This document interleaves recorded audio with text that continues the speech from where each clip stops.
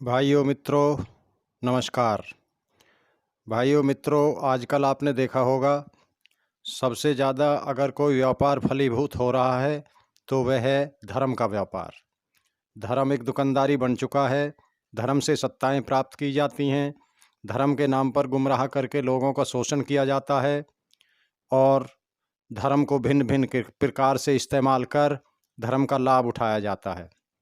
धर्म के नाम पर मत, पंथ, संप्रदाय, मजहब व लोगों में भेदभाव, आपसी झगड़ा व एक दूसरे से ईर्ष्या धर्म के नाम पर हो रही हैं।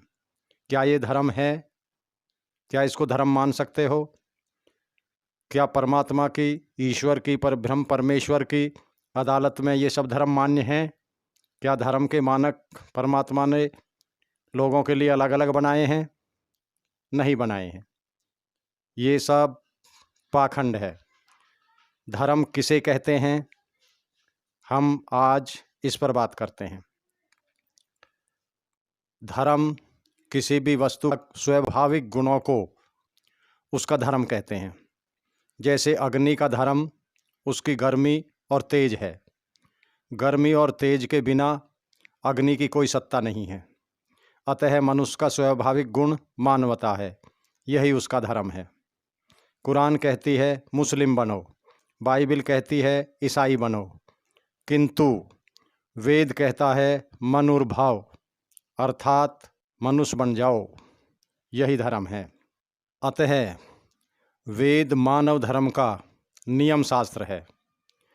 जब भी कोई समाज, सभा या यंत्र आदि बनाया जाता है तो उसके सही संचालन के लिए नियम पूर्व ही निर्धारित कर दिए जाते हैं। परमात्मा ने सृष्टि के आरंभ में ही मानव कल्याण के लिए वेदों के माध्यम से इस अद्भुत रचना सृष्टि के सही संचालन व सदुपयोग के लिए दिव्य ज्ञान प्रदान किया। अतः यह कहना गलत है कि वेद केवल आर्यों, हिंदुओं के लिए है। उन पर जितना हक हिंदुओं का है उतना ही मुस्लिमों का भी है और अन्य जितने भी जो मत, पंथ, धर्म अलग अलग मानने, अपनी विचारधारा के माने बैठे हैं, उन सब का भी है। मानवता का संदेश देने वाले वैदिक धर्म के अलावा दूसरे अन्य धर्म, किसी भी व्यक्ति विशेष द्वारा चलाए गए धर्म, चलते समय उन्होंने अपने को ईश्वर का दूत व ईश्वर पुत्र बताया ताकि लोग उनका अनुसरण करें। जैसे इस्लाम धर्म पैगंबर मोहम्मद द्वारा चलाया गया, ईसाई धर्म ईसा मसीह द्वारा और बौद्ध धर्म महात्मा बुद्ध द्वारा आदि, क्योंकि सभी अनुयायियों को धर्म के चलाने वाले पर विश्वास लाना आवश्यक है। अतः ये धर्म नहीं, मत हैं। ये सब मत वैज्ञानिक भी नहीं हैं, जबकि धर्म और विज्ञान का आपस में अभिन्न संबंध है। जहाँ धर्म है वहाँ विज्ञान है। देखो, बाइबल में सूर्य को पृथ्वी के चारों ओर परिक्रमा करना बताया है, जबकि वेद कहता है कि पृथ्वी सूर्य के चारों तरफ जल सहित घूमती है। इतना ही नहीं, विज्ञान का कोई भी क्षेत्र हो वेदों से नहीं छूटा है। अतः जो मत विज्ञान की कसौटी पर खरे नहीं उतरते वे धर्म भी नहीं हैं। गीता में श्री कृष्ण जी कहते हैं कि यतो धर्म स्ततो जय है, अर्थात जहाँ धर्म है वहाँ विजय है।